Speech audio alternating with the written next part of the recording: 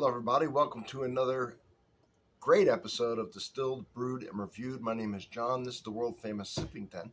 And tonight, what I'd like to talk to you about is Russell's Reserve, made by Buffalo Trace. It's 10-year-old whiskey, 10-year-old age statement. This is made by Wild Turkey. It does not give a mash bill, but it is a high rye mash bill. We know that much. Is there higher than 10 year in there? Of course there is. They're getting a profile. They cannot put anything younger in there. By law, the age statement has to be the youngest whiskey in there, so they're putting older stuff in there too, in different barrels. Obviously, it's not a single barrel to hit a profile. That's fine. That's great. That's why it says somewhere on here at least 10 years old. So there's some older stuff in here, and every other one that has an age statement, probably 90 proof.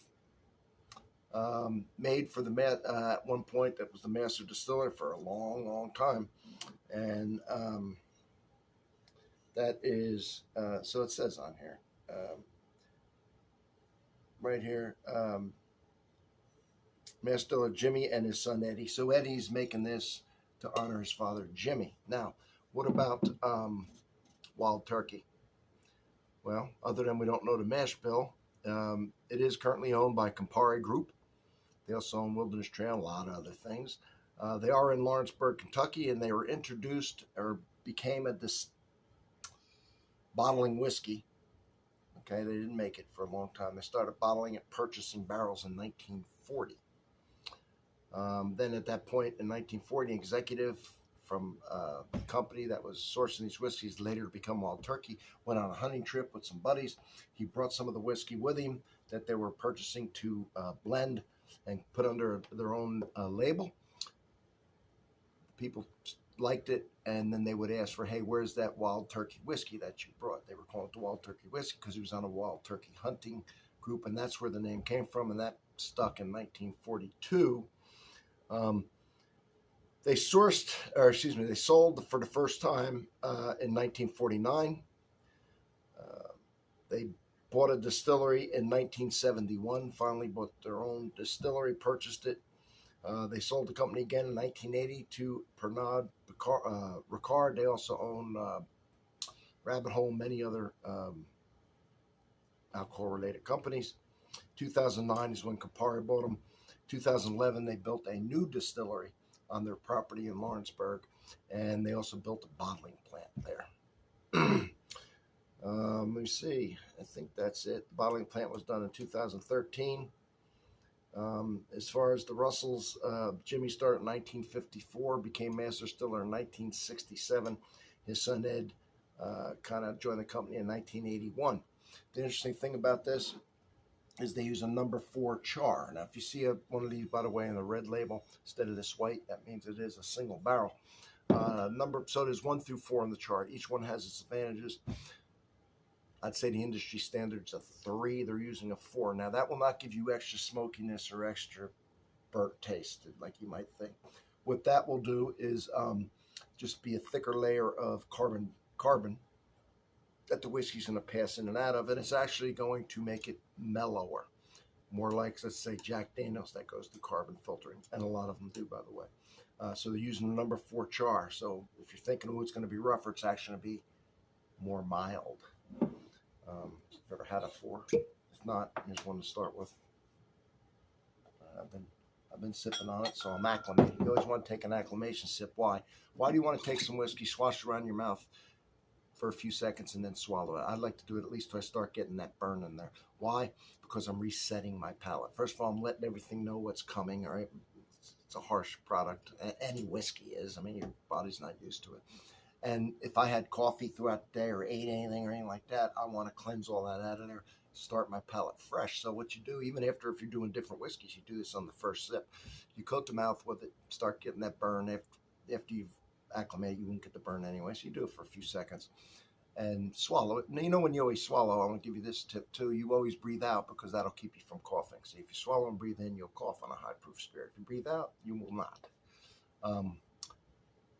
And then, we're resetting the palate. Now, anybody who ever has judged anything, wine, coffee, whiskey, will never do it on the first sip. It's usually probably the third.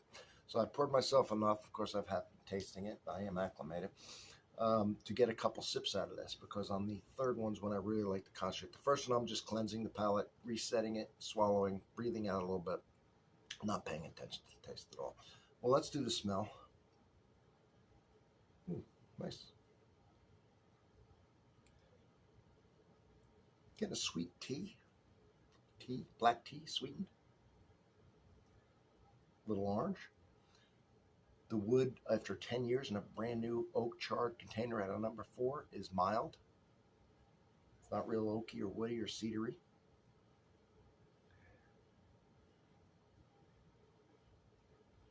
A little hint of that baseball card bubble gum.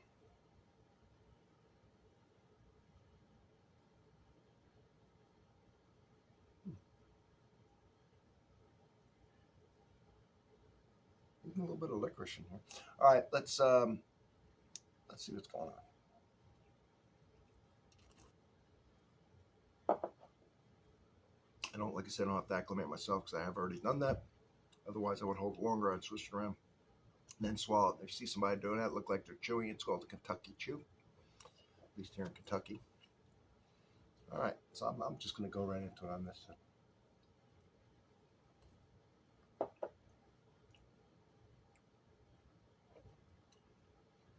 It is milder. It's milder whiskey. What that char does on all of them is it does take out some bad tasting things, such as sulfur, which also the copper does take that out as well. But it also it takes out other things. If you ever owned a fish tank or whatever, carbon, charcoal, is a polisher. It takes out odors. It takes out a lot of things that make your water look really nice, but it takes out other things. It takes out the good with the bad. Okay, it will take out some flavors out of this. And when I do a number 4 char, which I think the industry standard is probably a 3. There's 1 through 4. Denotes how long the flame's been on there. I think a 1's like 15 seconds, give or take. 2 is 30, a 3 is 35 or so, and then it goes all the way up to like 50 for the number 4, all within 5 seconds.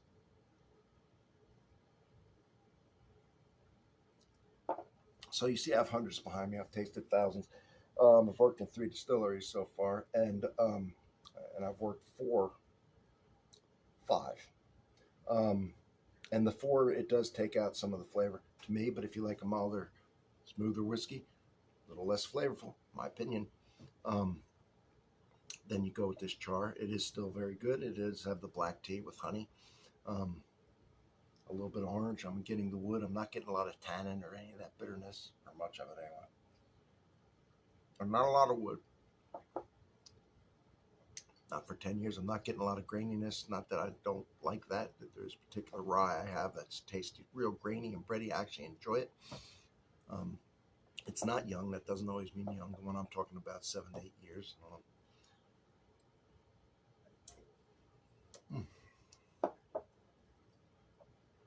So if you take a little bit of woodiness and not much, the sweet tea, a touch of eucalyptus or mint type coolness in there. Not a lot of graininess to me.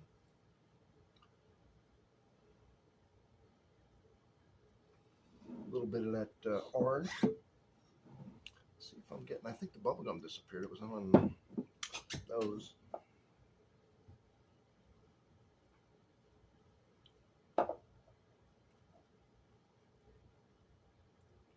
At this point, no burn whatsoever. 90 proof. Definitely that black, sweet black tea. Not real sweet either, and a little diluted on the tea. And the orange, and a little bit of oakiness. And I say a little bit. I'm comparing it to my world. And 10 years, I think it's not a lot. I think it's a milder whiskey. I think that charcoal has filtered out a lot of harshness. To me, I'd like a little more, you could say harshness, you could say flavor. See, it's a little more mild. Like I said, it's a little more like a Jack Daniel's, which is only 80 proof, and that's what it's reminding me of, even though it is a 90. So if you like a little milder whiskey, in my opinion, even with the higher rye content, that number 4 char has really done its job. So that's my review of it. Wild Turkey does do a good job.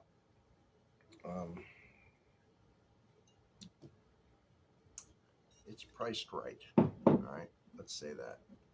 And there's enough flavor in here and enough proof to pound through any, not only to sip it straight all day long, but to pound through some cocktails when you think about the price too. So there it is. All right. See you on the next one.